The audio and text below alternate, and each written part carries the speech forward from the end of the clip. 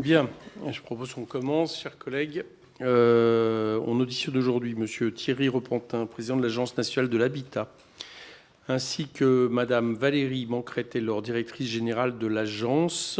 Il y a une troisième personne, si vous accompagnez. D'accord. Voilà. Je le dis à l'avance, si on n'a pas terminé, on fera une interruption de séance pour le vote solennel qui aura lieu tout à l'heure dans l'hémicycle.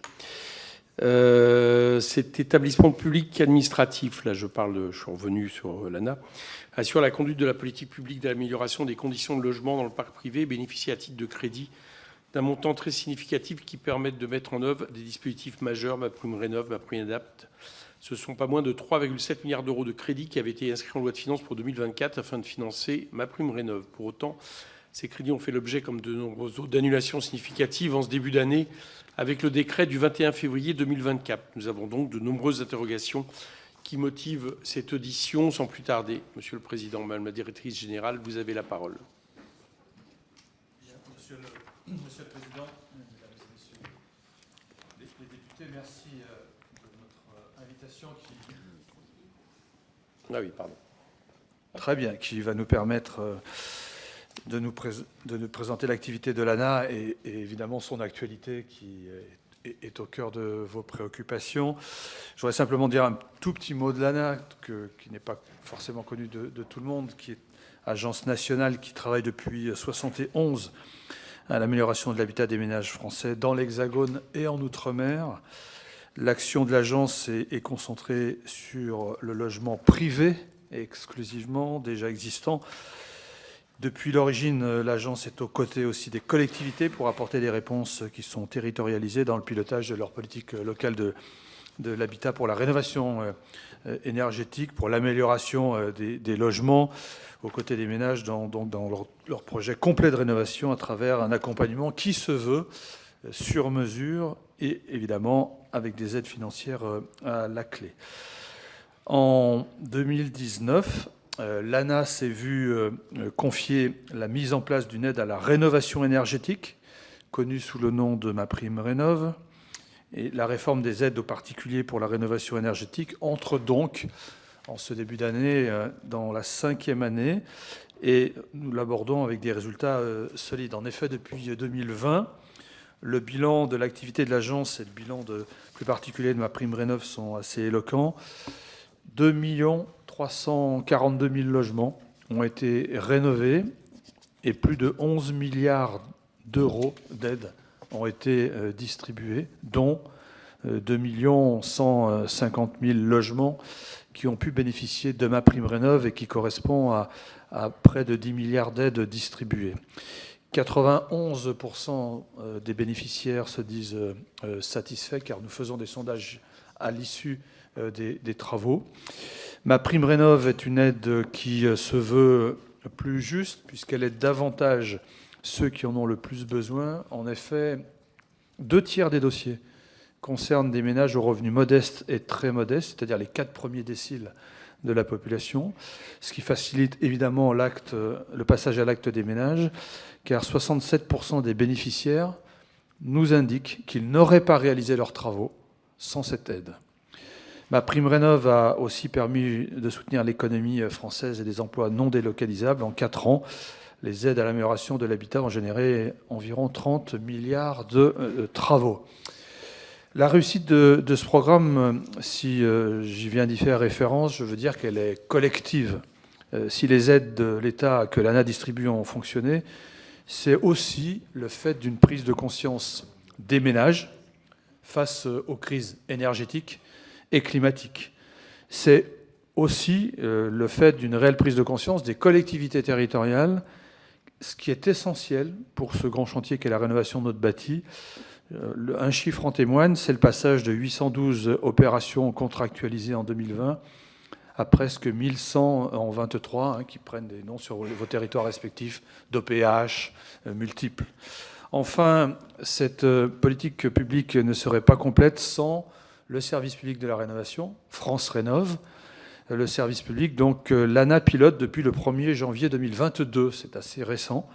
Ce service public, à ce jour, couvre 96% des EPCI, à travers 586 espaces conseils France Rénov', qui permet donc aux usagers d'accéder gratuitement à des conseils gratuits, neutres, indépendants, afin de réussir leur parcours de travaux. Et nous sommes aussi présents depuis le 1er janvier 2024 dans les maisons France Service, ce qui élargit aussi la palette de premières portes d'entrée pour des renseignements.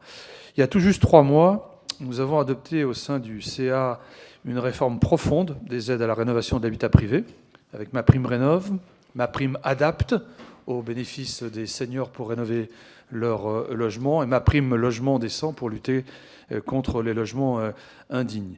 C'est probablement la réforme la plus ambitieuse qu'il ait été proposée ces dernières années, au regard du niveau des aides pour les usagers et du budget alloué à l'agence.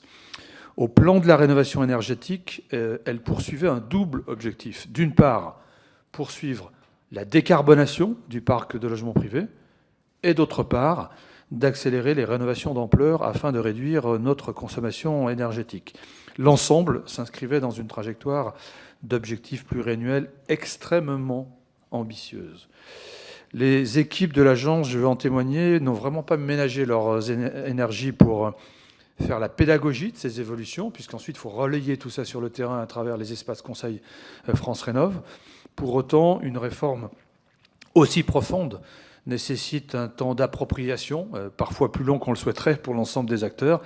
Et de fait, certains acteurs s'en sont émus et ont demandé à la rentrée 24 des ajustements.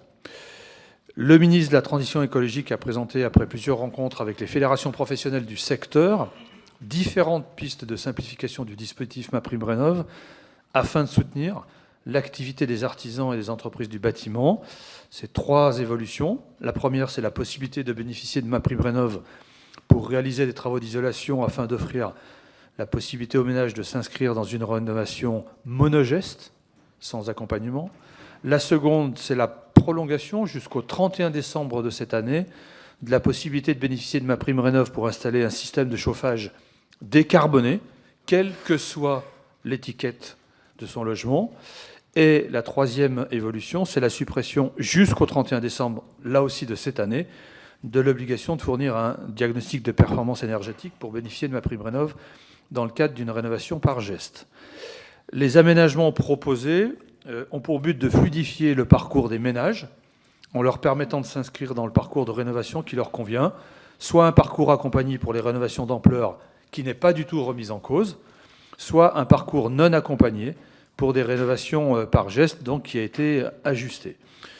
Je souhaite également, mesdames et messieurs les parlementaires, attirer votre attention sur le fait que s'engager dans les travaux de rénovation énergétique prend toujours du temps. Il n'y a pas de solution unique d'un projet à l'autre, d'un logement à l'autre. Il n'y a pas de miracle non plus. Cela demande de bien réfléchir à son projet, de trouver les bons artisans et de s'assurer que les travaux sont réalisés dans les règles de l'art. Pour rénover, les Français ont donc besoin de temps, de solutions sur mesure et d'être sécurisés. C'est le rôle de l'accompagnateur pour les rénovations complètes et d'ampleur. La rénovation d'ampleur, c'est l'objectif ambitieux que nous devons encourager auprès du plus grand nombre de ménages. L'accompagnement des ménages est donc essentiel pour massifier les rénovations de qualité. Le législateur l'a d'ailleurs rendu obligatoire dans la loi Climat et Résilience. Et leur rôle, je veux le dire, il est essentiel, nous le voyons bien là où nous sommes, pour aider les ménages à choisir les bons travaux, adaptés à son logement, à sécuriser son parcours face au risque d'arnaque, à mobiliser toutes les aides auxquelles il a droit pour réduire son reste à charge. Et d'une façon générale, on voit qu'il ignore beaucoup le panel d'aides auxquelles il peut faire appel. De nombreux acteurs ont investi ce nouveau marché et la dynamique dépasse nos attentes en matière d'accompagnement, puisque à date d'aujourd'hui, 440 structures ont été agréées, ce qui permet de disposer de plus de 3000 accompagnateurs Rénov' sur l'ensemble du territoire. Et il se trouve que la dynamique d'agrément est telle que l'objectif des 4000 mon accompagnateur Rénov' que nous avions fixé pour la fin de l'année pourra être atteint dès le 2e trimestre. En conclusion, je souhaiterais rappeler quelques enjeux. Cette réforme s'inscrit dans un cadre bien plus large qui est celui de la planification écologique, présenté à l'été 23 et qui propose un chemin ambitieux mais réaliste pour atteindre la neutralité carbone d'ici 2050. C'est aussi l'objectif que nous avons. Nous avons, mesdames et messieurs les parlementaires, 20 millions de logements à rénover dans notre pays. C'est un chantier colossal, mais c'est aussi une formidable opportunité. C'est un projet de société qui engage la responsabilité de chacun. Premièrement, la responsabilité des décideurs publics, collectivement, qui doivent s'engager pour donner à tous les acteurs de la chaîne de la visibilité et aussi de la stabilité, qu'elle soit réglementaire ou budgétaire. Deuxièmement, la responsabilité des collectivités territoriales, dont nous avons besoin de l'engagement dans le cadre d'une contractualisation renouvelée, afin de proposer sur l'ensemble du territoire une offre d'information, de conseil et d'accompagnement en matière d'amélioration de l'habitat. Troisièmement, la responsabilité des artisans et des entreprises du bâtiment et de toute la filière professionnelle qui doit profiter finalement de la souplesse qui était actée en début d'année 24 pour réussir à monter en compétences, à recruter davantage d'ouvriers qualifiés et s'organiser pour proposer une offre commerciale pour les rénovations d'ampleur afin de voir émerger une filière française d'excellence de la rénovation énergétique. Mais, in fine, nous ne ferons rien sans les ménages. Les meilleures aides du monde, le meilleur accompagnement possible, n'effacent pas une vérité que les acteurs du terrain connaissent bien. Rénover son logement, c'est compliqué. On sait qu'on doit le faire, mais on a toujours une bonne raison de le reporter. Il y a pourtant une bonne nouvelle. Toutes les enquêtes d'opinion le montrent, les Français ont envie de rénover leur logement. Soyons donc à l'écoute des remontées du terrain, vigilants aux alertes des uns et des autres, mais gardons-nous de conclusions trop hâtives. Et pour ma part, je reste persuadé que le chemin dessiné par les évolutions de ces aides reste pertinent. Et je suis convaincu que nous réussirons ensemble à proposer à tous les ménages un parcours qui doit être adapté à leurs besoins, à leurs moyens aussi, pour vivre dans un logement qui soit à la fois digne, durable et confortable. Mesdames et messieurs les députés, merci pour votre attention. Merci. Vous voulez ajouter quelque chose? Non? Bien, on va donc passer à des questions initiales. On est évidemment sur un domaine absolument essentiel qui est un peu à la confluence de deux crises. La crise du logement, vous venez de le dire, avec le droit de vivre dignement dans des logements confortables et puis de vivre tout simplement dans un logement, ce qui n'est pas vrai pour tous les Français, mais également la crise écologique. Du coup, j'ai pas mal de questions à vous poser, notamment sur le budget proposé pour 2024 au conseil d'administration de l'ANA au titre des aides à la rénovation énergétique et en particulier le titre du dispositif MaPrimeRénov'. Donc j'aurais aimé avoir un petit peu plus de détails sur le budget qui vous a été proposé, mais surtout sur l'impact sur ce budget du décret du 21 février 2024 portant annulation de crédit de manière évidemment très significative. J'aurais aimé aussi avoir un retour un peu de votre part sur l'idée qu'on a eue déjà dès le projet de loi de fin de gestion, c'est-à-dire de finances de fin de gestion, c'est-à-dire sur l'idée que finalement certaines annulations de crédit étaient indolores parce que de toute façon, ce qui avait été prévu et planifié en termes de rénovation thermique n'aurait pu avoir lieu faute de suffisamment de moyens, de personnel, etc.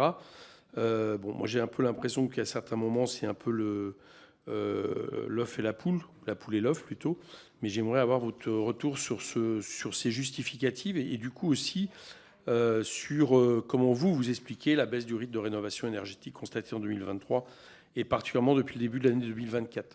Comment l'ANA a-t-elle mis en œuvre la réforme des aides en faveur de la rénovation énergétique des logements au 1er janvier 2024 ? Quatrième question, les ministres de la Transition écologique du logement ont annoncé au début du mois de mars 2024 revenir sur une grande partie de cette réforme, notamment en relançant les primes pour les travaux monogestes.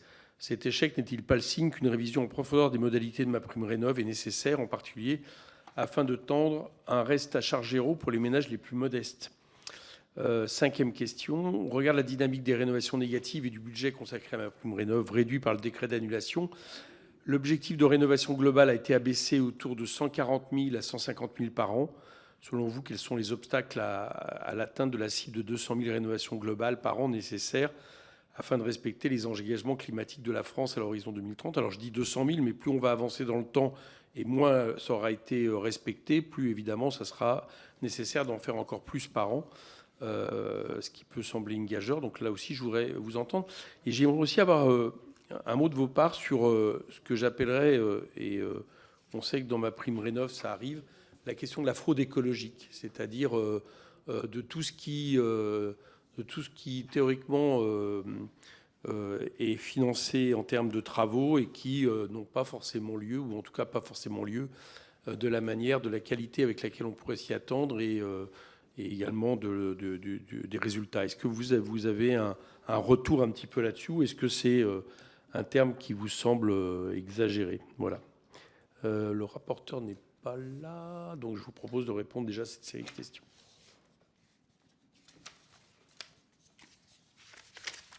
Bonjour à toutes et à tous. Monsieur le Président, on va essayer de répondre à l'ensemble des questions, peut-être les prendre dans un ordre un tout petit peu différent pour vous décrire la situation générale. Et commencer par la question que vous avez posée sur la fin de gestion 2023, tout d'abord. Donc là, Monsieur le Président du Conseil d'administration de l'ANA a rappelé que MaPrimeRénov' a été mis en place en 2020 dans un contexte tout à fait particulier qui était celui de la crise sanitaire, puis ensuite du plan de relance, que nous sommes maintenant 4 ans plus tard et que nous sommes face à une situation tout à fait différente, et notamment avec un renchérissement du coût des matériaux, un renchérissement d'une manière générale du coût des travaux. Et c'est le phénomène que nous avons observé comme étant le plus fondamental durant l'année 2023. Ça s'est traduit d'une façon assez simple par l'examen dans le courant du premier semestre 2023 d'une moindre demande en fait de subventions sur MaPrimeRénov'. Mais qui n'est pas aussi spectaculaire, j'ai envie de le partager comme ça avec vous tous, que ce que certains médias ont bien voulu relater. Au fond, qu'est-ce qu'on a examiné? C'est surtout sur la rénovation globale.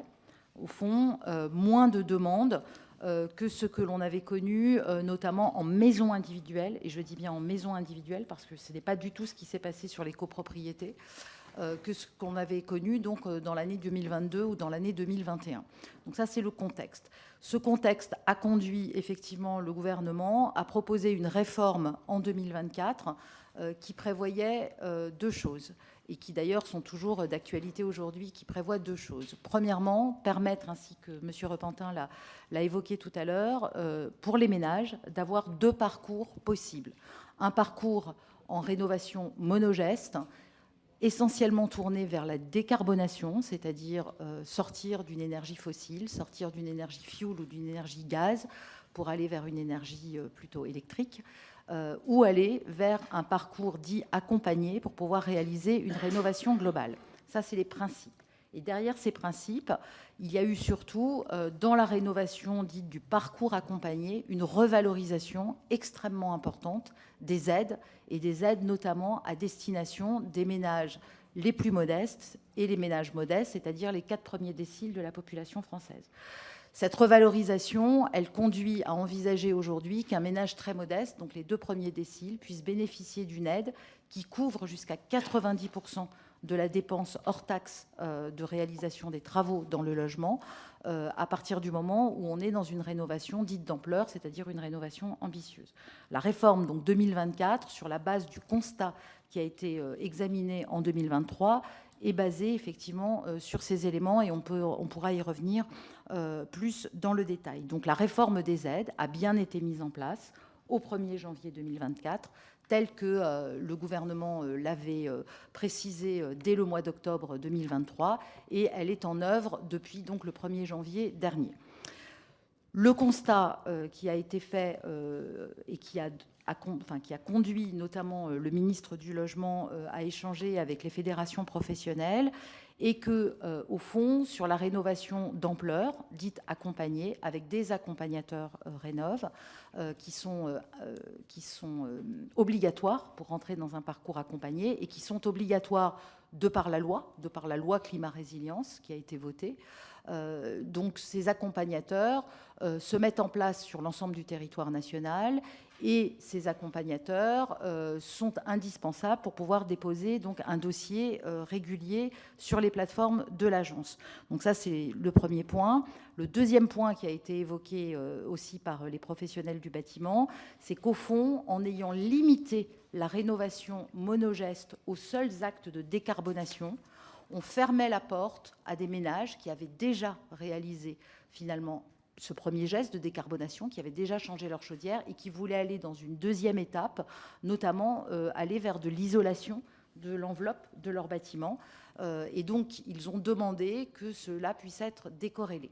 Troisième élément, donc permettre, pour le dire de façon très simple, permettre à un ménage qui veut juste faire de l'isolation, soit en complément d'une décarbonation, soit en premier acte de transformation de son logement, de pouvoir demander une aide monogeste uniquement sur un acte d'isolation. Troisième élément qui a été demandé et qui constitue un frein, d'après les professionnels du bâtiment, c'est de ne pas rendre dans le parcours monogeste la production du diagnostic de performance énergétique, le DPE, obligatoire dans ce parcours pour une année supplémentaire, afin de permettre à l'ensemble des filières, et notamment les filières de diagnostiqueurs, de pouvoir être plus nombreux sur l'ensemble du territoire national et pouvoir créer plus de liens entre les entreprises de travaux et les diagnostiqueurs pour permettre aux ménages d'avoir effectivement des dossiers complets sur ce champ. Donc, ce sont les annonces qui ont été confirmées par le gouvernement il y a une dizaine de jours et qui sont aujourd'hui en train d'être mis en œuvre pour une mise en œuvre, a priori, le 15 mai prochain, puisque le texte qui prévoit, enfin le décret qui prévoit l'ensemble des mesures que je viens de décrire a été examiné pas plus tard que hier après-midi par le Conseil national de l'habitat.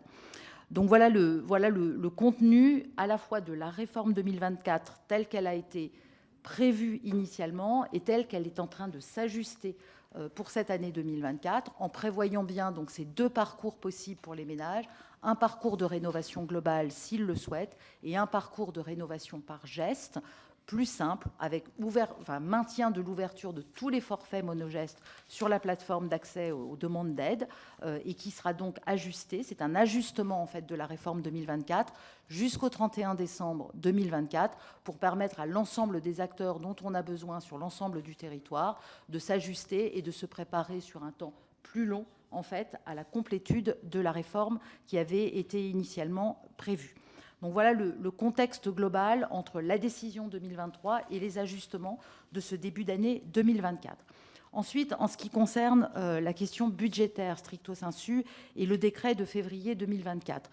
Donc effectivement, il était prévu initialement, je vais partir comme ça, le budget initial de l'ANA pour l'année 2024 a été voté par le conseil d'administration de décembre dernier et c'est un budget qui prévoit toujours 1,6 milliard de crédits supplémentaires dans le budget de l'ANA au titre de la rénovation énergétique, ce qui portait le budget global de l'agence à 6,3 milliards. Je rentre dans des éléments un peu techniques. 6,3 milliards initialement, et sur ces 6,3 milliards, il y avait 3,7 milliards prévus dans ce que l'on appelle les aides à la pierre. C'est pour ça que je dis je rentre dans un propos un peu technique, c'est-à-dire que dans les aides de l'ANA, très bien, merci madame, on est donc dans le budget de l'ANA, il faut toujours distinguer les deux parties, la partie aide à la pierre, c'est-à-dire des crédits qui sont délégués dans les territoires aux préfets de région et aux préfets de département et qui sont donc à la main des territoires qui ensuite répartissent ces crédits en fonction des grands objectifs qui sont fixés à l'agence chaque année, qui sont déclinés donc au niveau local. Et puis la partie de budget qui relève du niveau national et qui dans le niveau national concerne MaPrimeRénov' et essentiellement MaPrimeRénov' par geste. C'est donc ce budget global de 6,3 milliards qui est revu à la baisse de 1 milliard d'euros, et c'est ce que prévoit effectivement le décret de février dernier. Et il convient aussi de partager avec vous que lors des délibérations du conseil d'administration de décembre dernier, dans sa bonne gestion annuelle que l'ANA pratique chaque année, le conseil d'administration a voté aussi une réserve de 800 millions d'euros sur la totalité du budget de l'agence, tout simplement parce que l'ANA le pratique chaque année pour 2 raisons majeures. C'est que les prévisions d'utilisation des crédits dans les territoires ne sont jamais complètement linéaires et qu'il peut y avoir parfois des besoins plus importants dans certains territoires que ce qu'on prévoit au début du mois de janvier. Et donc, on a souvent besoin de faire des redéploiements entre territoires pour tout simplement boucler la fin de gestion annuelle. Donc, on a aujourd'hui une réserve au sein des crédits de l'ANA qui peuvent tout à fait répondre en fait aux enjeux effectivement de cette annulation de crédit que vous avez évoquée. Et par ailleurs, on a un ralentissement de l'activité en ce début d'année qui a d'ailleurs provoqué donc des demandes de la Fédération française du bâtiment et de la Confédération des artisans et petites entreprises du bâtiment auprès du gouvernement.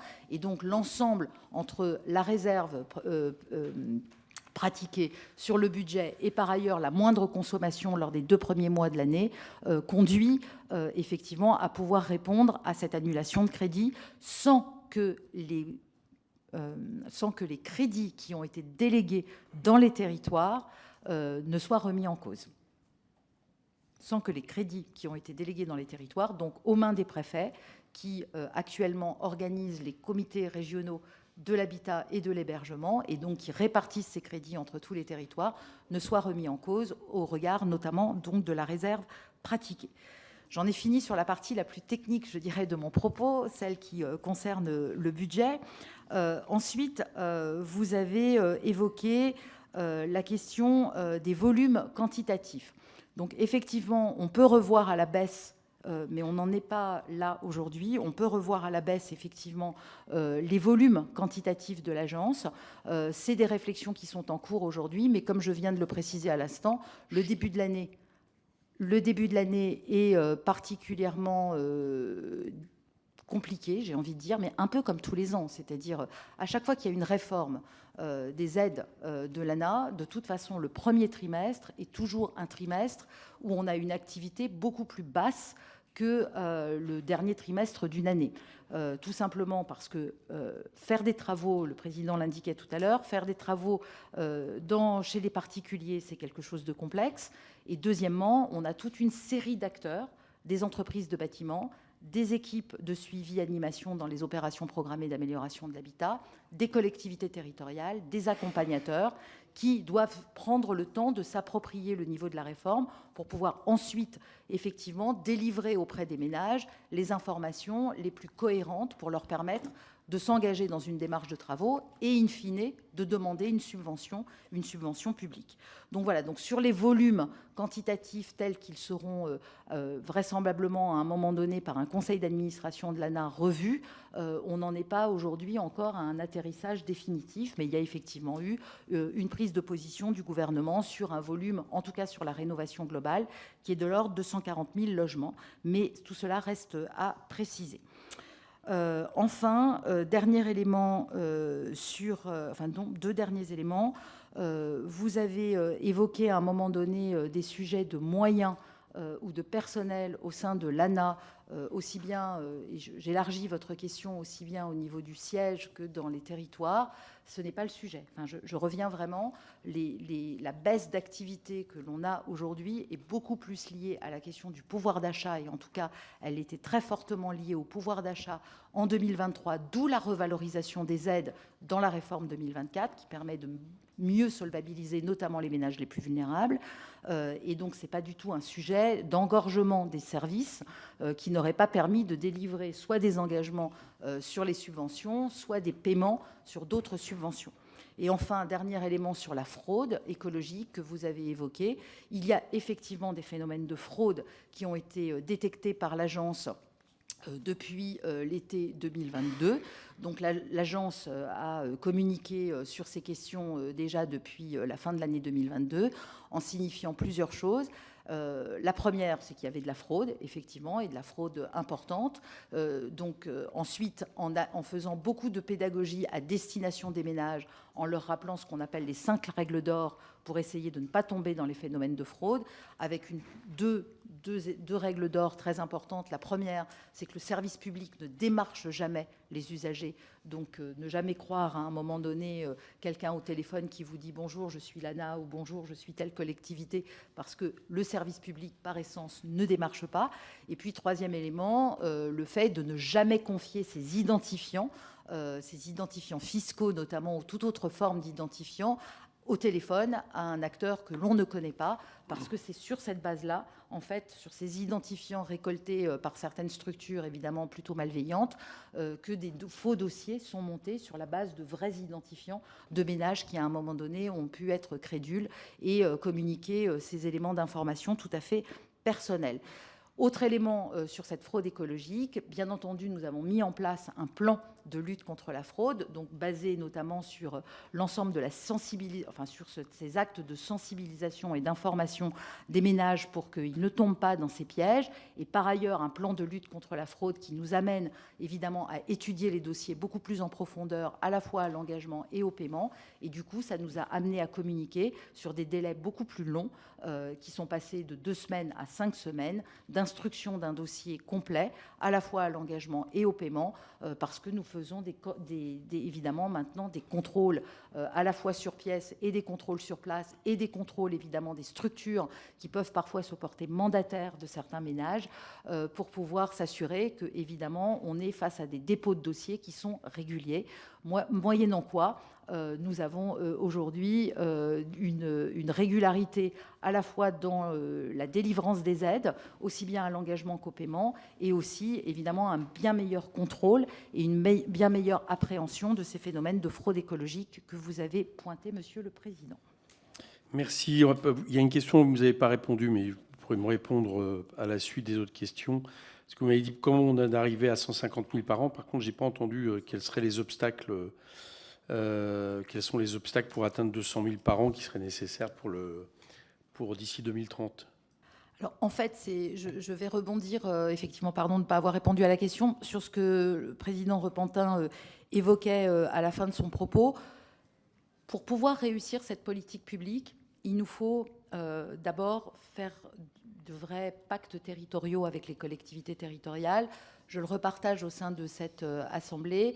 On a aujourd'hui plus de 1000 opérations programmées d'amélioration de l'habitat et programmes d'intérêt généraux qui sont signés dans les territoires et plus de 577 espaces conseils France Rénov'. Donc on couvre à 96% tous les EPCI de France et de Navarre pour avoir un service public France Rénov' de qualité. Ça, c'est le premier élément. Il faut que les ménages je vais le dire de façon très directe, il faut que les ménages aient le réflexe France Rénov' pour aller vers le service public et avoir effectivement la bonne information. Deuxième élément, ces ménages à ce moment-là sont conseillés, orientés vers le bon parcours accompagné ou parcours non accompagné, ce qui leur permet de réaliser un diagnostic de leur logement, de savoir de quoi le logement a besoin, et entre une maison individuelle de type ancien, maison rurale, dans n'importe quel territoire de France, ou un immeuble en centre-ville du 19e siècle ou du 20e siècle, les besoins, en tout cas les mots MAUX et les besoins en travaux ne sont évidemment pas les mêmes. D'où l'importance de ce diagnostic, l'importance de la prescription de travaux qui en découle, et ensuite la recherche des entreprises pour pouvoir répondre à la prescription de travaux, l'obtention des devis, et ensuite donc le dépôt de la demande d'aide, et ensuite la réalisation des travaux. Voilà le parcours, je dirais, très théorique d'un ménage qui, à un moment donné, a envie d'intervenir sur son logement. Donc on a besoin, pour pouvoir réaliser cette politique publique, à la fois de la qualité de ce service public, avec un cofinancement qui se fait avec les collectivités territoriales et avec l'État, 50% de part et d'autre, et ensuite, évidemment, d'entreprises en nombre suffisant sur le territoire pour pouvoir réaliser ces travaux, et évidemment d'une aide publique qui solvabilise les ménages, notamment les plus vulnérables, et qui leur permet donc de s'engager sereinement dans la démarche de travaux et donc de réaliser ces travaux. Merci. Donc, il n'y a pas qu'un seul frein, mais il y en a plusieurs, d'où cette logique de tous ensemble et de professionnalisation de toutes les filières. Merci. On va passer aux orateurs de groupe en commençant les orateurs de groupe, donc avant les orateurs de groupe, pas le rapporteur général s'il le veut bien. Par contre, on fera une réponse globale à la fin, si ça ne vous dérange pas. Aucun problème, Monsieur le Président. Monsieur le Président, Madame la Directrice, merci beaucoup. Désolé de ne pas avoir pu assister au début de votre présentation. Je vais juste revenir sur le sous-consommation en 2023. On a eu de longues discussions ici dans le cadre de nos budgets. Un des points qui était abordé, c'était la complexité du site, de l'accès aux aides. Bon, alors quand on regarde le résultat effectif, il y a quand même des gens qui y arrivent, puisque les montants dépensés l'année dernière sont quand même très substantiels. Mais bon, voilà. Est-ce que vous avez tenu compte de ces remarques, et est-ce qu'aujourd'hui en particulier l'accompagnateur MaPrimeRénov', est-ce que va dans le bon sens pour accompagner nos concitoyens? Second point, j'avais cru comprendre avec des échanges que j'avais eus que la faiblesse qu'on avait mesurée en fin d'année 2023 était liée au fait que justement on changeait les règles au 1er janvier 2024 et que donc ça devait être un accélérateur, qu'il y a un peu d'attentisme en attendant les nouvelles règles, les dispositifs, les meilleures aides sur le... Alors je comprends que ce n'est pas tout à fait ça, puisqu'au contraire on a un peu plongé en début d'année. Est-ce que vous pourriez revenir sur ce point? Et vous nous dites que c'est un sujet de pouvoir d'achat que je peux comprendre. Aujourd'hui, pourriez-vous nous donner, vous avez des chiffres un peu globaux sur le pourcentage d'aides que perçoivent nos concitoyens sur la rénovation globale?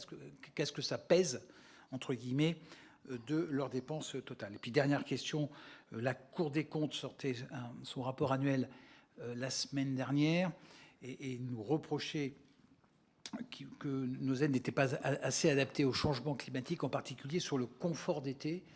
Est-ce que c'est quelque chose que vous avez aussi dans le viseur? Je vous remercie. Merci. David Amiel pour Renaissance. Merci, Monsieur le Président. Merci, Madame la Directrice Générale, pour votre propos préliminaire.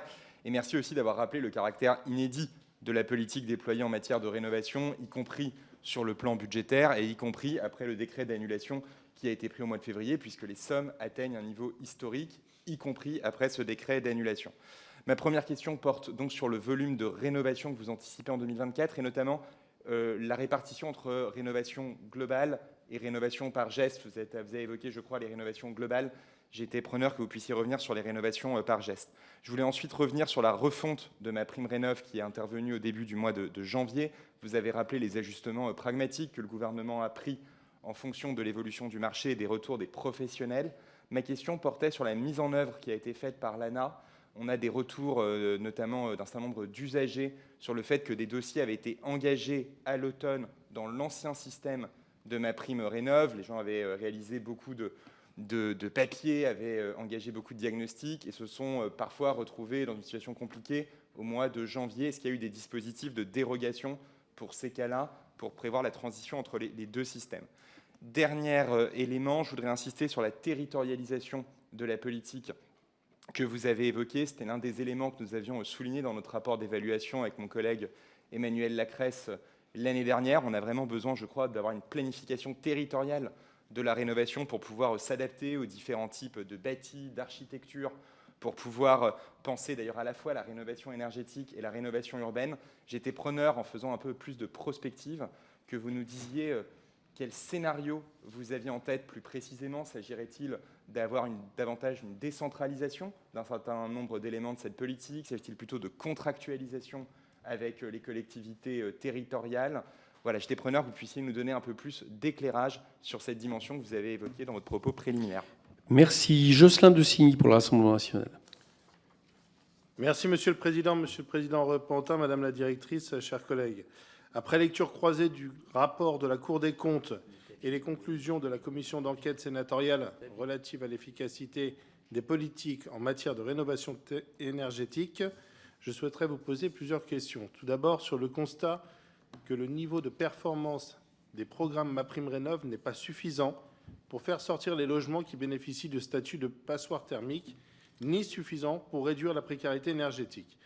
Le gouvernement a annoncé vouloir réaxer sa politique de rénovation sur une solution globale telle que nous l'avions préconisée il y a un an, mais en même temps, il annonce une coupe d'1 milliard d'euros sur un budget au titre des 10 milliards d'économies voulues par Bruno Le Maire. Comme vous venez de nous l'indiquer, sur les 2,3 milliards qui restent, vous n'aurez plus que 1,3 milliard pour mettre en place la politique de rénovation. Donc j'entends vos arguments sur le peu de dossiers de rénovation globale que vous avez, mais on sait très bien que c'est plus dû à un manque d'entreprises en capacité de proposer une offre globale qu'un manque de dossiers d'aide Et ce faisant, on voit mal comment on peut faire autant avec 2 fois moins de budget. Allez-vous donc être obligé de revenir principalement et majoritairement en arrière en remettant en place une seule solution par geste que l'on sait aujourd'hui inefficace, coûteuse et qui n'accompagne qu'un très faible nombre de sorties de passoires thermiques? D'autre part, sachant que seuls 66 000 dossiers qualifiés de rénovation globale ont été engagés dans les différents dispositifs de l'ANA en 2022, dont la plupart n'atteignaient pas le niveau BBC, quelle stratégie prévoyez-vous de mettre en place pour atteindre les quotas attendus? Troisième et dernièrement, l'un des dispositifs le plus demandé étant l'installation des pompes à chaleur. Et sachant que les principaux fournisseurs sont chinois ou allemands, comment, selon vous, pourrait-on développer une filière industrielle française qui permettrait à l'État de montrer l'exemple et à la filière de créer des emplois sur le territoire national? Je vous remercie. Merci. David Guiraud pour la France Insoumise. Merci, Monsieur le Président. J'ai déjà, sur la question des rénovations thermiques et sur cette histoire de 1 milliard d'euros pour ma prime rénov de crédit qui ont été annulés, une question, parce que j'ai vu TF1 le 19 février qui disait, je le cite, « Tous les services, y compris du côté de l'ANA, l'agence qui gère les dossiers de demande d'aide, n'étaient pas au courant de l'annonce avant de l'entendre sur TF1 dimanche soir. » Je souhaite quand même savoir si vous avez été prévenu ou pas en amont de ces annonces et de ces annulations de crédit. Ensuite, il y a quand même plus de 6 millions de passoires thermiques en France. Le rapport de la Cour des comptes en 2022 est sans appel. On a eu seulement 2500 logements qui ont changé de performance énergétique via ma prime rénov. C'est-à-dire qu'il va falloir 2000 ans à ce rythme-là pour faire la rénovation thermique des bâtiments. Ça nous concerne tous. Moi, dans ma circonscription à Roubaix, j'ai que 23% des logements qui sont en bon état. Ou à Trollo, seulement 27% des logements qui sont en bon état. Avec un autre problème, est-ce que vous le voyez arriver, qui est celui de la réduction des crédits propres des collectivités territoriales, qui bien souvent viennent aider sur les dossiers de rénovation urbaine et qui risquent d'avoir moins d'argent à verser sur les années à venir. Est-ce que vous avez pris en compte ce souci ? Également un énorme problème, celui du reste à charge, et en fait de quelque chose dont on parle peu, c'est qu'il y a le reste à charge, mais il y a aussi quelque chose qui ne peut pas tenir dans la durée, c'est le taux des prêts.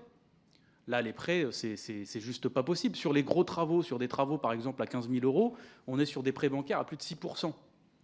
Là, pour un Français moyen, ça fait une facture à plus de 2 500 euros en plus les frais de dossier, plus les frais d'assurance, etc. Les Français ne peuvent pas suivre dès lors qu'il y a du reste à charge. Et ça, comment est-ce que vous anticipez cette question-là des prêts? Parce que c'est la saignée. Même sur les petits travaux, on est à environ 7% de prêts bancaires en termes de taux. Donc là, les Français ne pourront pas suivre si l'aide n'est pas prise en charge à 100%. Comment est-ce que vous anticipez aussi cet énorme problème des prêts bancaires vis-à-vis des particuliers? Merci. Pascal Lecamp. Merci, Monsieur le Président, Madame la Directrice, Monsieur le Président, chers collègues. On est ici à la Commission des Finances, alors je ne voudrais pas me tromper sur l'objet budgétaire de cette audition. Mais je me dois, en tant qu'élu, de rappeler en préambule que, comme beaucoup de mes collègues l'ont déjà dit, je continue d'être régulièrement interpellé dans ma circonscription par des concitoyens faisant le constat de délais de paiement et de réponses très longs, trop longs, dans le cadre du dispositif MaPrimeRénov'. J'aurais 2 questions auxquelles vous avez déjà partiellement répondu et qui ont été reformulées, mais je voudrais la formuler de manière quantitative. La première porte bien sûr sur la rénovation énergétique des logements.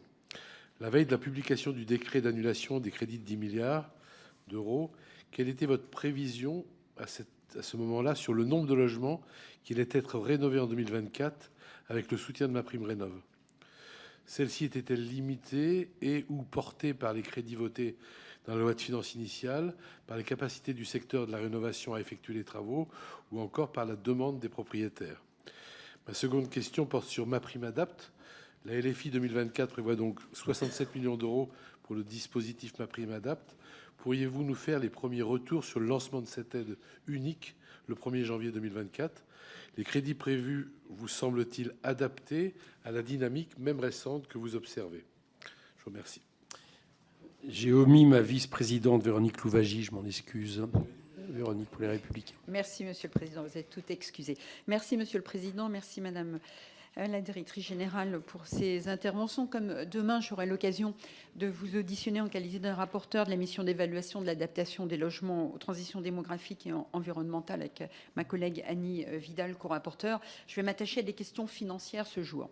Je voudrais En premier lieu, que vous puissiez nous donner, sur les 6 milliards que vous avez évoqués, Madame la directrice, la ventilation entre ce qui vient du programme 135, Urbanisme, territoire et amélioration de l'habitat, et les crédits qui émanent du programme 174, Énergie, climat et après mine. Une deuxième question sur la sous-exécution des crédits budgétaires à la fin de l'année 2023, où lors du projet de loi de finances de fin de gestion, il a été annulé un certain nombre de crédits, 800 millions sur le programme 174 en autorisation d'engagement et 1,1 milliard en crédit de paiement. Quel a été l'impact sur le budget de l'ANA, puisque j'avais cru comprendre qu'il y avait eu une trésorerie qui avait été accumulée à fin décembre 2022 de l'ordre de 900 millions d'euros et que finalement des crédits vous étaient accordés en moins, de sorte que vous puissiez finalement puiser dans cette trésorerie. Donc, est-ce que vous pouvez nous donner des éléments sur l'évolution de votre trésorerie? Et ensuite, un point sur la justification que vous pourriez avoir sur les volumes de rénovation à la fin de l'année 2023, dont vous nous avez déjà parlé, mais avec des cibles très différentes, à la fois sur ma prime rénov sérénité, ma prime rénov copropriété, et notamment si vous pouvez nous donner quelques éléments sur le peu de cibles sur ma prime rénov copropriété. Merci. Michaël Boulou pour le groupe socialiste. Merci, Monsieur le Président de la Commission, Monsieur le Président, Madame la Directrice Générale, chers collègues. Je vais vous poser une question un peu franchement. Entre la loi de finances et les décrets d'annulation, le budget de ma prime rénov, il a monté et puis descendu. Comment peut-on, et essayez de nous le dire le plus franchement possible, de votre côté, réussir à piloter quoi que ce soit quand les engagements de fonds disponibles abondent et refluent comme ça? À date de 2022, il y a 30 millions de résidences principales en France, dont 1,5 million sont classées A ou B. L'objectif est, ou était, d'avoir tous les logements A ou B d'ici 2050. Avec, pour cela, l'exécutif avait donc fixé l'objectif de 700 000 rénovations par an. On était effectivement à 670 000 en 2022, mais ça baisse 570 000 en 2023, avec des rénovations globales qui sont là, pour le coup, très en deçà. Et des trajectoires qui ont été plutôt diminuées. Donc, c'est vrai qu'on s'y perd. Quelle vision vous avez de professionnel? Est-ce qu'il existe un monde dans lequel cette trajectoire peut encore être tenue, c'est-à-dire avoir tous les logements A ou B d'ici 2050? Je souhaitais aussi attirer l'attention, mais comme certains de mes collègues, sur la sous-consommation des crédits MaPrimeRénov'. Bercy évoquait 300 millions de sous-consommation. Les conditions qui étaient auparavant restrictives ont été assouplies. Estimez-vous de votre côté que ce changement de modalité vous semble suffisant dans un contexte où l'objectif, je l'ai dit, est toujours, peut-être d'ici 2050, que tous les logements doivent être classés A ou B? Alors j'ai un collègue qui a aussi posé la question sur ma prime Adapt, qui effectivement est assez récente. Ça sera assez intéressant. Je sais que c'est très très récent. Est-ce que vous avez un retour? Merci. François Jolivet pour le groupe Reuse. Merci, Monsieur le Président. Monsieur le Président, Madame la Directrice Générale, d'abord, je voudrais saluer votre réussite sur la massification, parce qu'on disait que c'était impossible, et vous êtes parvenu à cet exercice difficile, puisque plus de 623 000 logements ont fait l'objet de travaux grâce au financement de l'ANA en 2023. J'aurais une autre remarque, c'est que j'ai bien compris que le gouvernement avait décidé de réordonnancer, si j'ose dire, la stratégie. Mais le constat est fait aujourd'hui qu'une maison chauffée au fioul en zone rurale, qui est G, lorsqu'elle a une pompe à chaleur, elle passe E. Et donc, on a un chauffage central électrique. Et je souhaiterais savoir si vous avez une réflexion sur le réordonnancement des gestes avec une majoration sur les aides à la peau du bâtiment, avant même le changement de l'organe de chauffage. Deuxième question, vous avez établi et précisé aux membres de la Commission que vous aviez un plan de lutte contre la fraude. Pourriez-vous nous dire de quel montant vous estimez la fraude en euros sur l'année 2023? Ensuite, vous avez prévu des accompagnateurs Rénov' dans l'ensemble du territoire. Ça fonctionne plutôt bien. Vous avez contractualisé avec des collectivités territoriales. Ne pensez-vous pas qu'il faudrait carrément décentraliser l'accompagnement aux collectivités? Ensuite, le budget que vous avez est substantiel. Hein, de 6,3 milliards, il passe à 5,3 milliards, mais il est très substantiel. Il est très au-delà de ce que peuvent avoir les bailleurs HLM pour faire des travaux et d'aide à la pierre chaque année.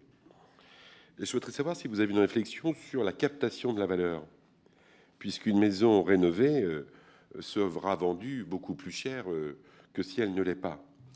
Et comme le disait très bien un certain nombre de mes collègues, l'enjeu de la réhabilitation est important, mais je crains que les finances de l'État n'y parviennent pas. Donc je souhaiterais savoir si vous avez une réflexion sur ce sujet. Eva Sas pour le groupe écologiste.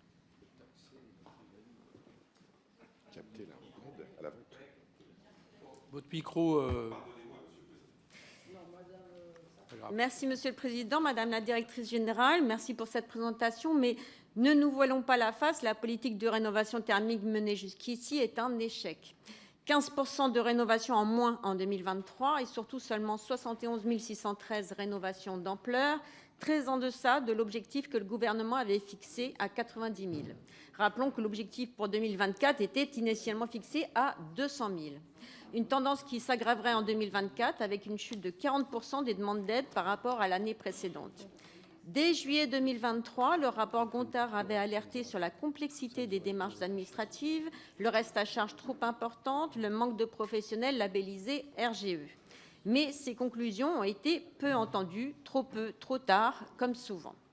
Des délais d'instruction des dossiers trop longs, des obstacles techniques dus à la rigidité du système informatique, des agents des antennes locales de l'ANA et des conseillers France Rénov' ne pouvant accéder aux dossiers individuels des usagers, voilà ce que décrivait le rapport Gontard.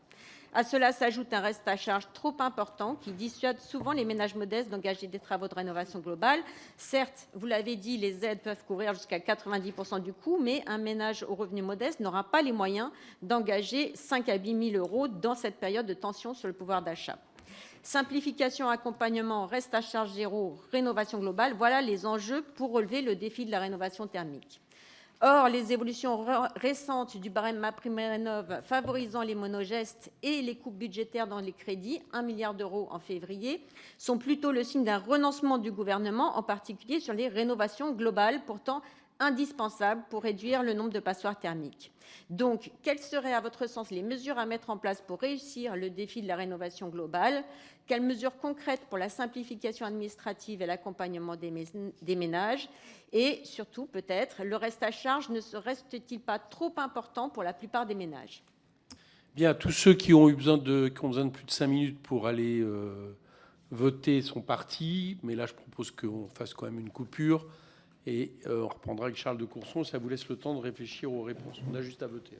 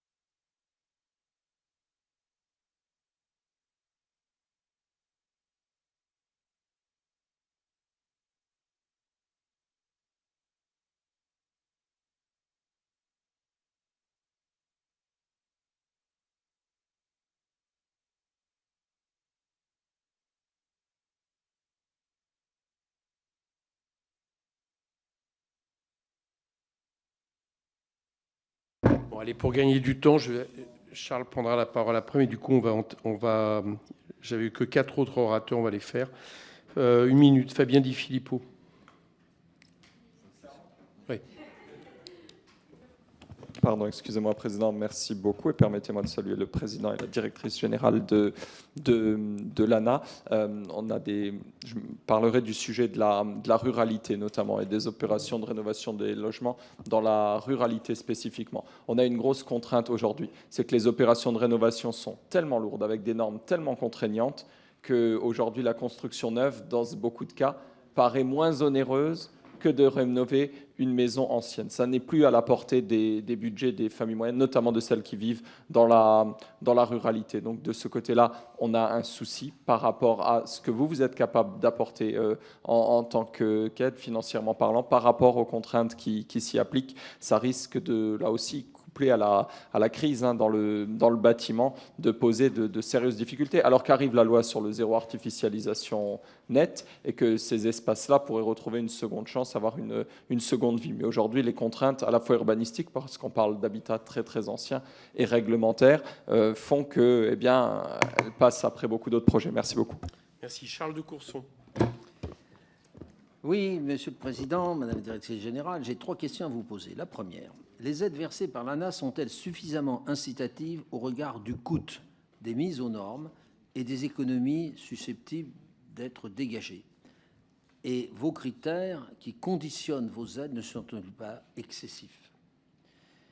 Comment les rendre plus incitatives, vos aides?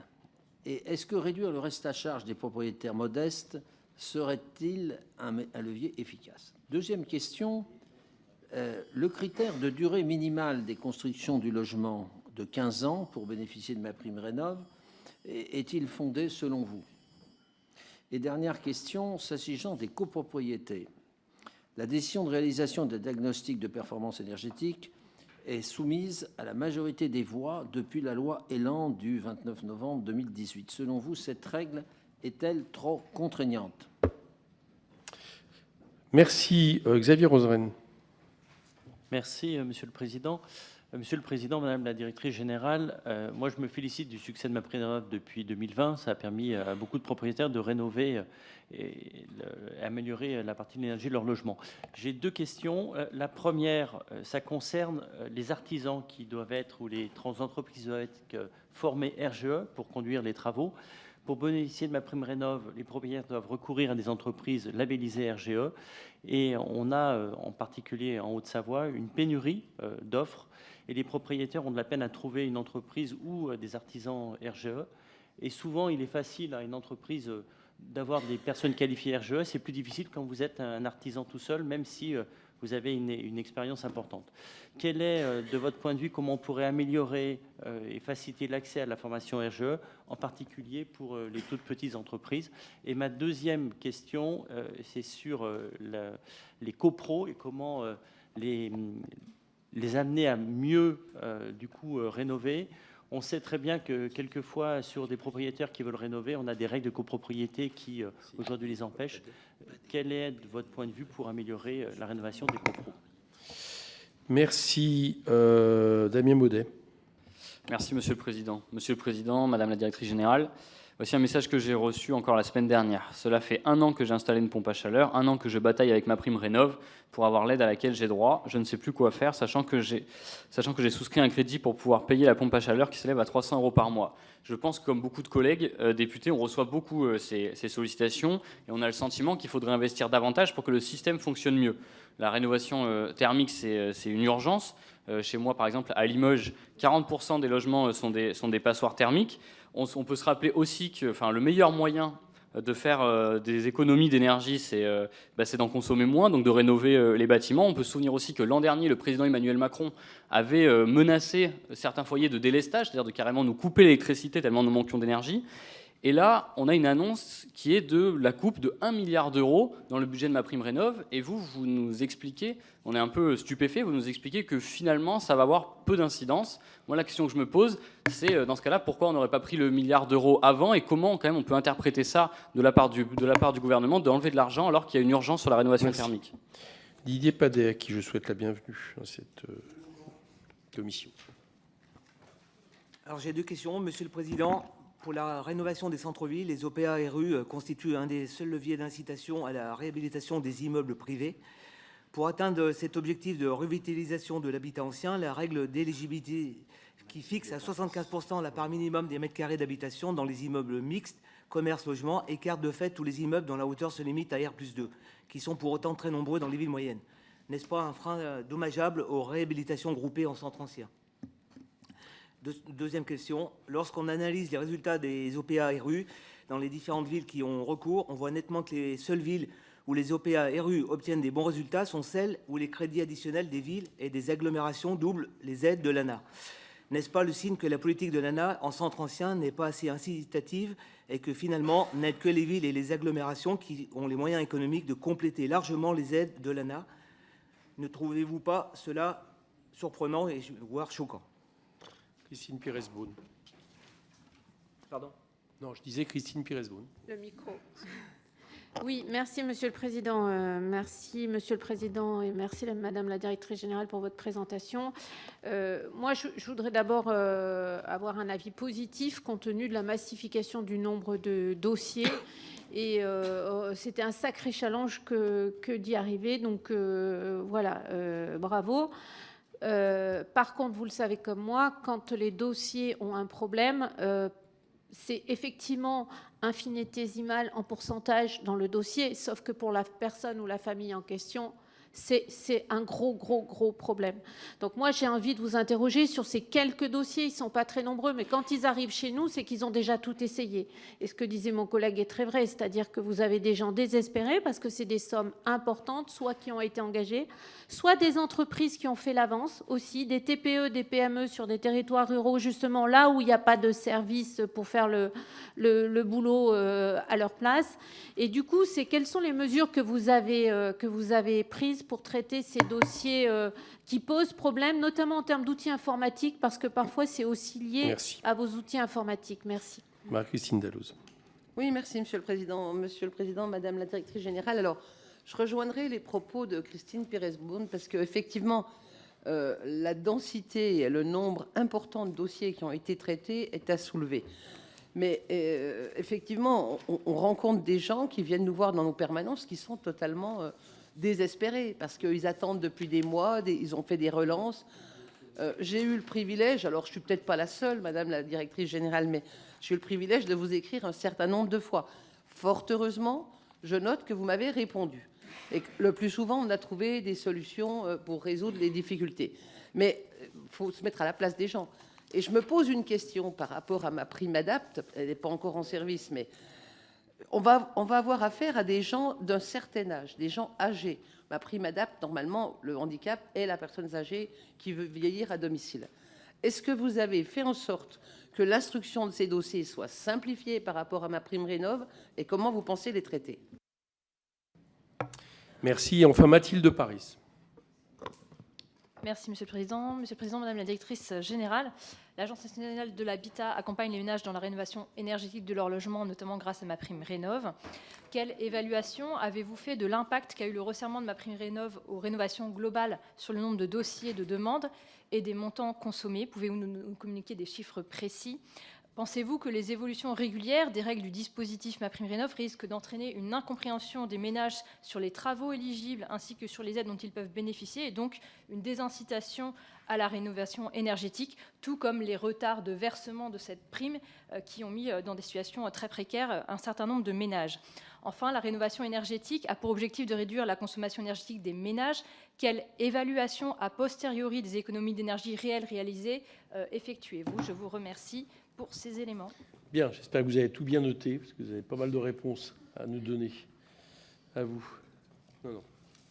Bien, mesdames et messieurs. Alors, je vais vous faire une réponse un peu globale, et puis Madame la Directrice Générale viendra sur des sujets très, très précis, pour vous dire que nous avons bien conscience que ce n'est pas l'ANA qui va seul être le garant du succès ou de l'échec des politiques de rénovation. L'ANA, c'est l'établissement public au service d'une volonté politique décidée par le gouvernement et le Parlement. Et nous sommes, en quelque sorte, le bras armé de cette politique. C'est une politique qui, par ailleurs, nécessite de mettre autour de la table un ensemble de partenaires. L'ANA, qui instruit et délivre des aides, et puis aussi un partenaire important que sont les collectivités locales. Je veux redire ici l'importance de l'implication des collectivités territoriales dans la mise en place de cette politique publique, sa diffusion, la pédagogie qui est nécessaire sur le terrain pour qu'elle soit comprise par nos concitoyens. Et c'est la délivrance dans un chiffre croissant des espaces conseils, France Rénovation, qui fait la proximité et donc le dialogue et la compréhension avec nos concitoyens. C'est très important.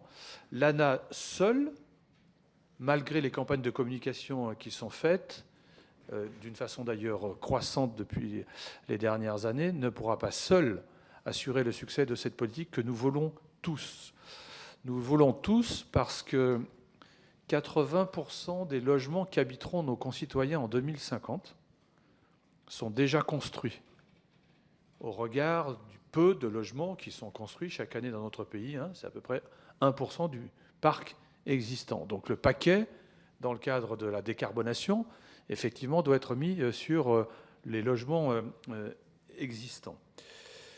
Comme tout opérateur, nous sommes soumis aussi à la réalité de l'économie de notre pays et de son environnement. Je ne vais pas ici parler de la crise du logement que connaît notre pays. Elle connaît tous les segments. Elle connaît aussi les segments de la rénovation. Pourquoi ? Parce que nous sommes face aussi à une inflation qui a renchéri les coûts de la rénovation et donc incité un certain nombre de nos compatriotes à lever le pied sur des projets qu'ils avaient eux-mêmes envie de faire, mais se retrouvent avec une augmentation des coûts. La question des taux d'intérêt a été soulevée par un de vos collègues. Ces taux d'intérêt s'imposent aux projets que nous portons au titre de l'ANA vis-à-vis de nos compatriotes qui parfois renoncent, faute de pouvoir boucler leur plan de financement à l'égard de leur banque, comme c'est le cas pour l'achat du privé. Nous ne pourrons pas vous répondre sur la mise en place d'une filière PAC industrielle à l'échelle de la France. Je pense que c'est d'autres interlocuteurs qu'il faut solliciter que l'ANA. C'est un sujet qui, je pense, intéresse plus le ministre chargé de l'industrie ou le ministre chargé du développement durable. Et puis, il faut convaincre nos compatriotes de l'intérêt de faire ces travaux. Et peut-être peut-on penser qu'ils en sont tous convaincus. Ce n'est pas la réalité. On ne fait pas, je le répète, des travaux de rénovation thermique de son logement comme ça du jour au lendemain. Alors certains le font par conviction parce qu'ils ont une idée par rapport au développement durable, l'avenir de la planète, et donc il y a un geste militant. D'autres le font parce que le Parlement, les pouvoirs publics, prennent des dispositions législatives et réglementaires les incitant à le faire. Je pense aux propriétaires bailleurs, propriétaires de logements qui, sur le marché, ne trouvent plus preneurs ou ne peuvent plus être loués car sont classifiés avec ces fameuses lettres F et G. Et donc, c'est des incitations et on voit revenir aujourd'hui des copropriétés où l'acte de rénovation n'était pas à l'ordre du jour il y a 2 ans, le sont aujourd'hui par obligation plus que par conviction. C'est une politique publique qui est très complexe. Et par ailleurs, je veux simplement vous dire que sur les copropriétés, où nous sommes persuadés, nous, qu'il va y avoir une montée en puissance dans les années qui viennent, il faut 6 ans en moyenne entre l'inscription de ce dossier entre la première Assemblée générale de copropriété et sa réalisation. C'est une politique, il faut en avoir ce recul, qui s'inscrit dans le temps plutôt long. Et donc, nous n'avons pas une montée en puissance aussi importante que nous le souhaiterions, les uns et les autres. Je le répète, c'est une décision des ménages, des décisions de copropriété qui prennent du temps. Pour autant, je voudrais quand même redire, et plusieurs parlementaires finalement y ont fait référence, que les réformes qui ont eu lieu depuis quelques années ont toutes été des réformes qui confortent plutôt les porteurs de projets, car toutes les réformes budgétaires qui ont été faites ont apporté plus de budget à l'ANA qu'il n'y en avait auparavant. Jamais moins. 700 millions d'euros en 2019, 6 milliards d'euros en décembre 23, 5 milliards d'euros après le rabot, après le décret d'annulation. Donc il y a quand même une montée en puissance qui, d'un point de vue budgétaire, est incontestable et assez rapide. 700 millions en 2019, 5 milliards d'euros en 24 après le décret d'application. Je veux redire un mot sur les collectivités territoriales, parce que la question a été posée. Décentralisation, déconcentration, apport des collectivités territoriales. Leur rôle est essentiel. L'ANA distribue effectivement des aides, instruit des dossiers. La réalité, c'est que sur le terrain, les espaces France Conseil, les contractualisations avec les associations qui sont nos relais et qui rencontrent les familles, les ménages, pour leur dire ce qu'il est bon de faire compte tenu de la nature de leur logement, est une information au cas par cas. Et ce sont les collectivités locales qui contractualisent avec des opérateurs que vous avez sur vos terrains respectifs, les réseaux, je vais en citer quelques-uns, Solia, Urbanis, l'ASDER, dans les départements que je connais le mieux, qui sont des professionnels sur le terrain. Et le maillage territorial, il est dans les mains des collectivités territoriales. Et d'ailleurs, en ce qui me concerne, qui préside aussi une agglomération, c'est moi qui, in fine, à la fin, fais un courrier à chacun des ménages en disant j'ai le plaisir de vous informer que vous avez une subvention de temps par rapport à vos travaux. Ce n'est pas l'ANA qui le fait. Ce sont les collectivités territoriales, par délégation, en quelque sorte des crédits qui sont donnés aux préfets et aux EPCI, puisque c'est plutôt les EPCI qui aujourd'hui développent cette politique d'accompagnement de rénovation de nos logements, qu'ils soient thermiques ou non, puisque l'ANA, effectivement, même si aujourd'hui le cœur de votre audition porte sur la rénovation thermique, accompagne aussi nos compatriotes sur des travaux de confort, au même titre qu'il accompagne l'humanisation, on n'en a pas parlé du tout, des centres d'hébergement d'urgence sur tout le territoire national, qui est une dimension qui nous tient aussi à cœur. Et par ailleurs, je veux le dire aussi, toutes les collectivités territoriales n'accompagnent pas l'ANA, voire accompagnent l'ANA de façon très différente. Et malheureusement, il n'y a jamais de doublement des aides de l'ANA. Pour reprendre une observation, au maximum, c'est 10% des aides de l'ANA. Mais ces 10% sont importants, car après la réforme qui est en œuvre depuis le 1er janvier 2024 sur les plus modestes de nos compatriotes qui font des rénovations d'ampleur, avec ces 10%, on peut aller jusqu'à 100% finalement d'aide, une prise en charge totale pour les plus modestes, dès lors qu'il s'agit d'une rénovation d'ampleur. C'est essentiel. D'autres collectivités locales, j'en connais, pas suffisamment, mais par exemple, exonèrent de foncier bâti les ménages qui s'engagent dans des travaux de rénovation menés par l'ANA.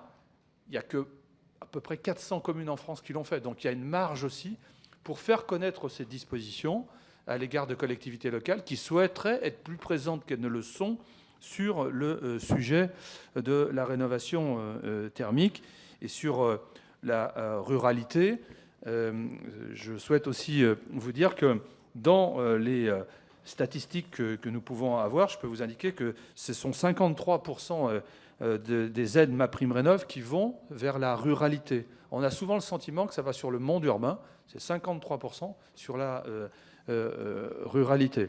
Nous accompagnons aussi, je veux le dire, les collectivités locales à travers 2 programmes, ACV, Action Cœur de Ville, et Petites Villes de demain, où l'ANA finance aussi les chargés d'opération, ce qui est un gage aussi de réussite de ces 2 programmes. Et dans les opérations ACV ou Petites Villes de demain, il y a aussi des programmes de travaux de rénovation de confort ou thermique sur du patrimoine vacant. Une petite scoop, ou en tout cas innovation qui, je pense, intéresseront celles et ceux qui sont élus du monde rural. Au dernier conseil d'administration, il y a quelques jours, nous avons mis au-delà des primes de rénovation, une prime de 5 000 € pour la remise sur le marché dans le monde rural de logements vacants depuis plus de 2 ans. C'est une prime supplémentaire. Si je vous dis cela, c'est que, il faut être modeste, hein, c'est une politique publique qui est récente, 2020. Et donc on essaye aussi de proposer à celles et ceux qui ont la charge de décider, de faire évoluer cette politique publique pour répondre aux attentes de nos concitoyens, au retour que nous avons des ménages pour être encore plus performants que nous ne l'avons été sur les années antérieures.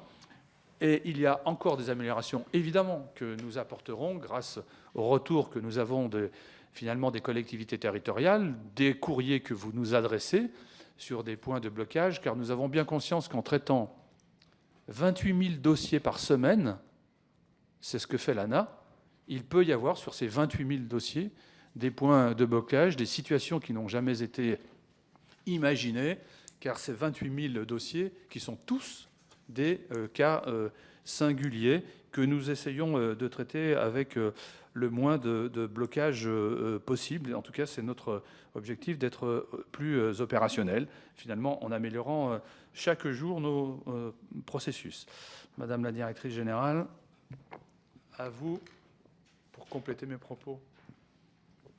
Merci beaucoup, Monsieur le Président. Je vais essayer de compléter, peut-être commencer par un propos un tout petit peu générique au début, et pour aller dans le sens de ce que vous venez d'exposer, je voudrais revenir quand même sur la politique de l'habitat privé et repartager avec vous tous que c'est une politique complexe.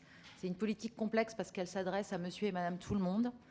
Ces ménages, en fait, à qui nous nous adressons, ces 20 millions de ménages potentiels qui peuvent rentrer dans une rénovation énergétique, ne sont pas des professionnels du bâtiment. Je pense qu'il est vraiment important qu'on repartage avec vous tous cet élément.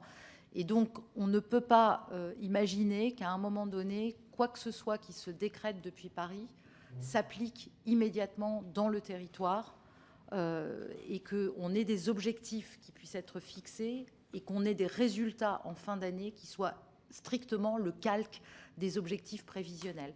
Parce qu'on s'adresse à des ménages, aux revenus, aux ressources, habitant dans des territoires différents, avec des politiques locales plus ou moins complémentaires de ce que l'ANA met en place, avec des dispositifs d'accompagnement des ménages qui sont plus ou moins financés. Et donc, on a forcément, en fin d'année, des contrastes, en fait, dans les résultats que nous lisons par rapport aux objectifs qui ont été fixés.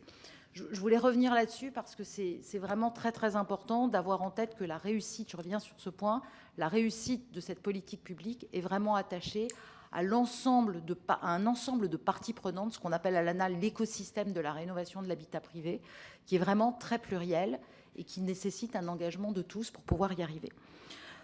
Ensuite, ce que je voulais partager avec vous, c'est que sur les objectifs qui sont fixés, les objectifs qui sont fixés à l'agence sont des objectifs qui découlent directement de la planification écologique et donc des trajectoires que le secrétariat général à la planification écologique a posées, donc dans une trajectoire à la fois à horizon 2030 et à horizon 2050. Et donc forcément, on sait qu'on a des années où on va atteindre ces objectifs avec une certaine facilité, et d'autres années, pour des raisons diverses et variées, où l'atteinte de ces objectifs sera plutôt variable, et avec des variations qui seront peut-être à la baisse ou des variations qui seront peut-être à la hausse, et que chaque année, donc, il sera nécessaire, de toute façon, de tirer le bilan, comme on le fait chaque année d'ailleurs, de nos fameux chiffres clés qu'on sort chaque année en fin de mois de janvier, pour pouvoir justement tirer un certain nombre d'enseignements et de retours d'expérience de ce qui se passe sur le terrain, au regard bien sûr des aides qui sont délivrées par l'ANA, au regard des aides complémentaires qui sont délivrées par les collectivités territoriales, mais aussi au regard d'un contexte général, qui est un contexte national, contexte européen, contexte international, qui impacte aussi les décisions des ménages. Et donc, pour le dire d'une façon très opérationnelle et très concrète, un ménage, lorsqu'il prend la décision de réaliser des travaux, d'abord, il essaye de se renseigner, mais au moment où il va passer à l'acte, il se re-questionne sur de nombreux aspects. Est-ce vraiment la bonne année ? Est-ce que vraiment je peux, à un moment donné, absorber ces travaux au plan financier, mais aussi au plan de l'intrusion que ça va avoir dans ma vie privée, en sachant que je ne suis pas un professionnel du bâtiment et que je vais devoir accepter à un moment donné d'avoir des travaux chez moi qui vont forcément provoquer des modifications dans ma vie quotidienne. Pour revenir maintenant à des questions plus techniques et essayer de vous apporter des réponses, je vais essayer de les prendre dans l'ordre en essayant de les regrouper. Puisque j'ai beaucoup parlé de ces ménages, je vais parler des usagers, vous dire que effectivement, il y a des dossiers en difficulté. Il y en a eu même beaucoup, clairement, en 2021, pour des tas de raisons diverses sur lesquelles il ne me semble pas utile de revenir. Il y en a de moins en moins.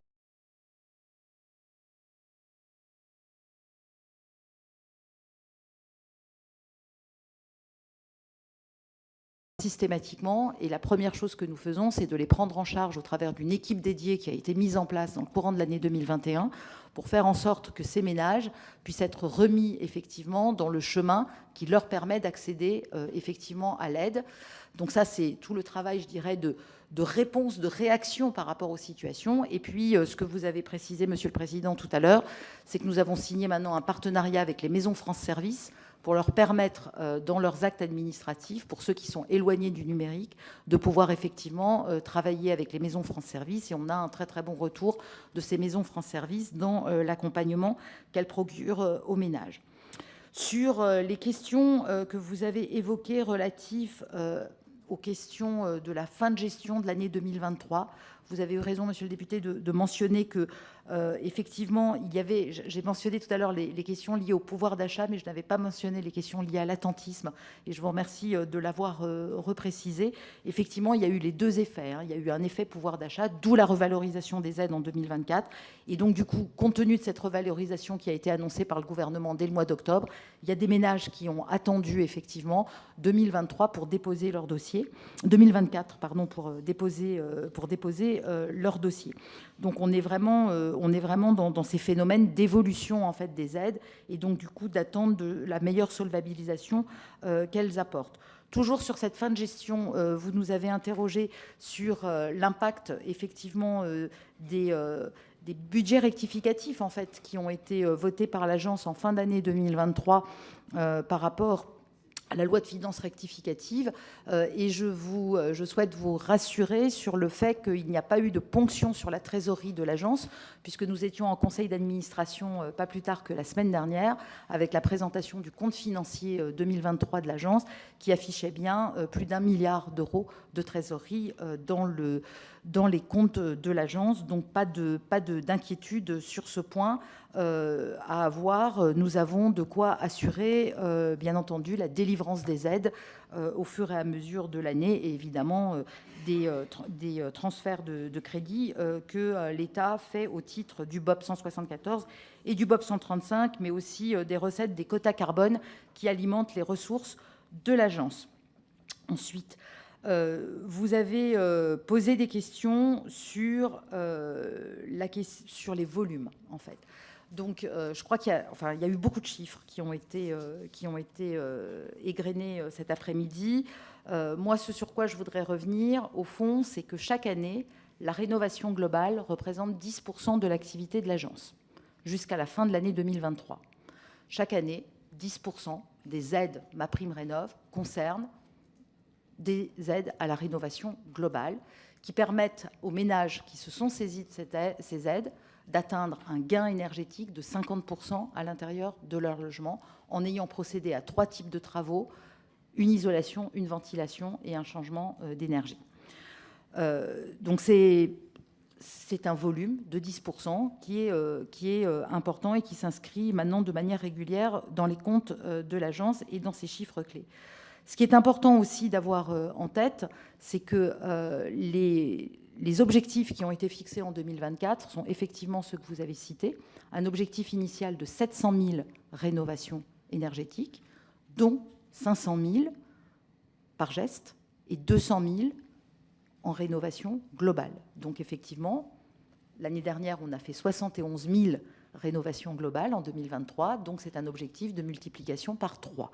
Donc c'est ce qu'on vous présente depuis cet après-midi, à savoir une réforme de forte ampleur.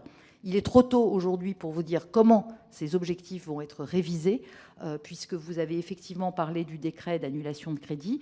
Ça concerne pour l'instant le budget de l'État et nous attendons évidemment les notifications qui vont découler de ces annulations de crédit dans le budget de l'État et qui vont impacter le budget de l'agence, qui mènera à ce que le conseil d'administration vote un budget rectificatif dans les prochaines semaines ou les prochains mois.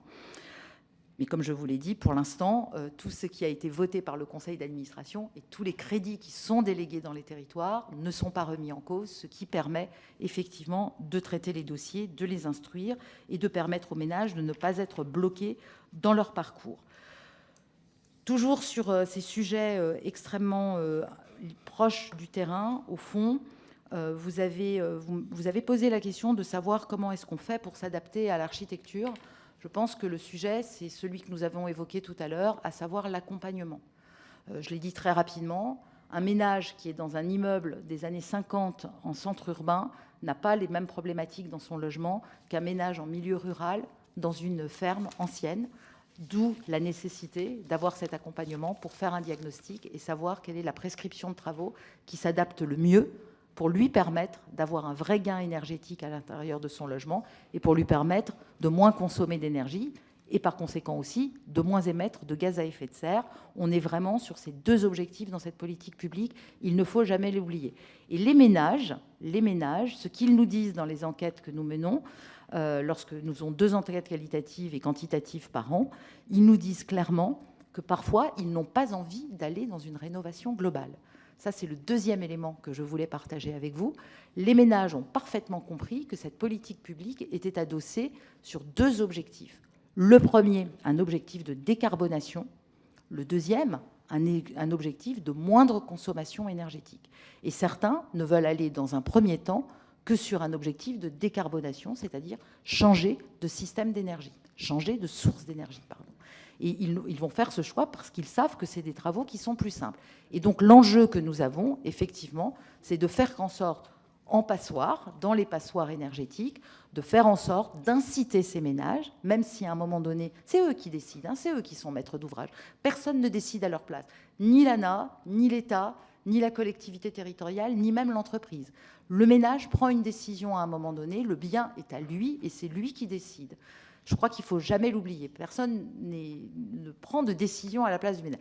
Et c'est ce que nous souhaitons, en fait, au travers du service public France Rénov', de ces accompagnateurs et de tous ces espaces conseils qui sont répartis sur le territoire, c'est d'arriver à convaincre les ménages que quand ils sont dans une passoire, il faut quand même mieux aller vers une rénovation d'ampleur qui va leur permettre effectivement de décarboner, mais de consommer moins. Dit autrement, si je le dis en négatif, c'est que s'ils font un changement d'énergie, bien sûr, ils vont émettre moins de gaz à effet de serre, mais ils vont consommer énormément d'énergie et surtout, ils vont avoir une facture électrique très importante.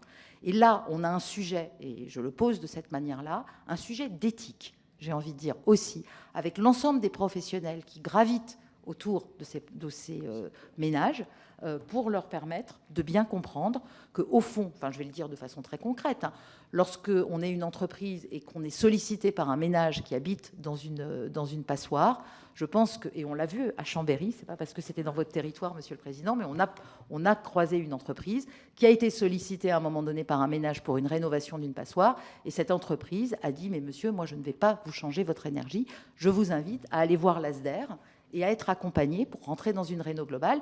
Et ce que nous a dit le ménage, in fine, il était désormais dans une maison complètement rénovée, il nous a dit non seulement ça m'a coûté moins cher que ce que j'avais imaginé, mais j'ai une maison totalement rénovée. D'où l'intérêt de ce service public. Et voilà ce que je voulais vraiment partager avec vous. En deuxième élément, le service public est vraiment incontournable et le réflexe France Rénov', plus il existera dans les territoires, plus les ménages auront le réflexe d'aller poser les questions vers ces conseillers, mieux cette politique publique sera mise en œuvre. Sur la question des crédits budgétaires, moi, ce que je vous ai dit, au fond, c'est que, et le Président l'a rappelé, nous avons un budget aujourd'hui qui est calibré à 5,3 milliards, puisqu'il va y avoir une coupe donc, de 1 milliard. Ça reste considérable. Plus de 2 millions de ménages ont déjà bénéficié de MaPrimeRénov', et c'est aussi tout à fait considérable. Et au fond, le milliard qui est ponctionné sur le budget de l'agence, compte tenu du temps d'appropriation de cette réforme par l'ensemble des acteurs, n'est pas une difficulté majeure en 2024. Ça ne veut pas dire qu'on tire un trait à partir de ce qui est en train de se décider en ce moment pour 2025-2026. D'ailleurs, qui peut dire quelle sera la loi de finances 2025 ? Mais pour l'instant,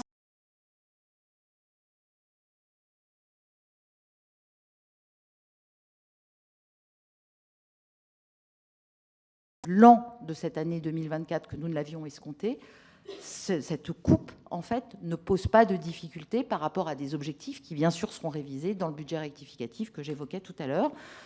Et c'est une situation tout à fait atypique en 2024, mais qui reste quand même sur un budget extrêmement ambitieux de 5,3 milliards et donc de quasiment plus de 2 milliards, au fond, tout compris par rapport au budget 2023 réalisé et consommé.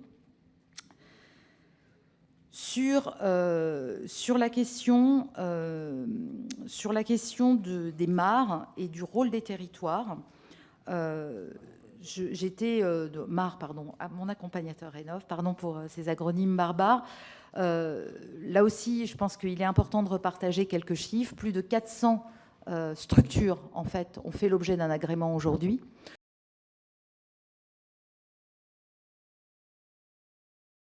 Sur l'ensemble du territoire.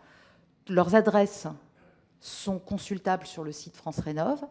Il suffit en fait de se connecter sur cette plateforme ou d'appeler le numéro de téléphone du service public et vous êtes mis en relation avec l'accompagnateur le plus proche de chez vous. Et 600 autres structures ont déposé une demande d'agrément et seront agréées dans les prochaines semaines, prochains mois, ce qui portera à environ 800 à 1000 structures d'accompagnement agréées sur l'ensemble du territoire et donc vraisemblablement aux alentours de 4 000, 5 000 accompagnateurs, car les structures qui déposent leur demande d'agrément sont des structures plus ou moins grandes ou plus ou moins petites. Donc c'est très important aussi d'avoir en tête ces éléments. Toujours sur le rôle, et évidemment, le financement de ces accompagnateurs est assuré à la fois par l'État au travers de son opérateur l'ANA, mais aussi au travers des collectivités territoriales. Sur le sujet de la décentralisation, de la déconcentration, et donc je viendrai surtout sur la question de la contractualisation. L'ANA existe depuis plus de 50 ans. L'ANA a une culture de la contractualisation avec les territoires très ancrée, aux mains des préfets. Je vous disais tout à l'heure, et je le rappelle, on a plus de 1000 opérations programmées d'amélioration de l'habitat sur l'ensemble du territoire national. On n'en avait que 500 et quelques en 2019. Donc on a quasiment doublé le nombre d'opérations et on a 577 espaces conseils France Rénov sur l'ensemble du territoire qui sont financés. Donc ces contractualisations sont extrêmement importantes et c'est ça qui permet de financer le service public, c'est ça qui permet de financer ce qu'on appelle aujourd'hui le aller vers, l'accompagnement des ménages, le aller vers. Et ces contractualisations viennent de faire l'objet là aussi d'une délibération du conseil d'administration de l'ANA pour aller vers des pactes territoriaux renouvelés qui permettront de financer au travers d'un seul contrat avec les collectivités à la fois les espaces conseils et les opérations programmées d'amélioration de l'habitat pour essayer de simplifier ces opérations de contractualisation donc avec les collectivités territoriales. Enfin, dernier élément, mais j'ai sûrement oublié de répondre à des questions et je m'y prêterai, je vous le promets. Un certain nombre de décisions ont été prises par le conseil d'administration lors de sa séance du mois de décembre, et notamment une pour les copropriétés. Vous avez évoqué tout à l'heure la difficulté de certaines petites copropriétés à qui on imposait jusqu'à présent 75% de lots d'habitation pour pouvoir bénéficier des aides de l'ANA en faveur des copropriétés, dont MaPrimeRénov' copropriété. La décision a été prise de porter ce taux à 65%. Donc depuis le mois de décembre, on a abaissé ce taux justement pour permettre de mieux prendre en compte les petites copropriétés qui ne pouvaient pas effectivement rentrer dans nos dispositifs. Et enfin, sur les dynamiques observées en 2024. Vous avez demandé quelques chiffres, donc je vais les partager avec vous. Nous recevons, d'abord nous sommes en train de... Le mois de janvier a été un mois assez faible. Voilà, je ne reviens même pas sur les chiffres, ils étaient vraiment très faibles. Et comme je vous le disais tout à l'heure, c'est vraiment le temps d'appropriation par les acteurs. Le mois de février a commencé à montrer une courbe plutôt ascendante, et le mois de mars confirme cette courbe ascendante. Donc aujourd'hui, nous avons en moyenne 25 000 appels par semaine sur le site France Rénov', donc d'usagers qui viennent demander des explications. Et par ailleurs, nous avons sur MaPrimeRénov', parcours par geste, 33 524 comptes qui ont été créés. Je vous parle à date, vraiment les bilans à fin de semaine dernière. 7 820 comptes créés sur le parcours accompagné, c'est-à-dire sur les rénovations globales. Donc c'est vraiment tout à fait encourageant. On est même au-dessus de ce qu'on avait pu enregistrer il y a exactement un an sur ce champ. Et puisque vous nous avez aussi interrogé sur MaPrimeAdapt', vous dire que nous avons 5 704 comptes créés sur MaPrimeAdapt' depuis 5704 comptes créés sur MaPrimeAdapt' depuis le début de l'année, ce qui est aussi tout à fait encourageant et tout à fait plus important que ce que nous avions constaté aussi sur l'aide qui préexistait à MaPrimeAdapt' et qui était donc sollicitée par les ménages l'année dernière à date. Merci. J'ai retenu l'exemple de Chambéry, c'est ça, hein ? Un exemple vraiment intéressant. Voilà. Et je me disais que ça dépendait là d'un artisan, mais qu'il faudrait peut-être ne pas permettre une rénovation partielle quand elle est inutile, ce qui évidemment ensuite entraîne des solutions financières pour une rénovation complète. Mais je pense que ça serait une voie sur laquelle, à mon avis, réfléchir. Voilà. On se retrouve, chers collègues, demain à 9h30 pour l'élection d'un secrétaire du bureau de la commission en remplacement de Marina Ferrari. Et ensuite, on aura un article 88 dans la foulée.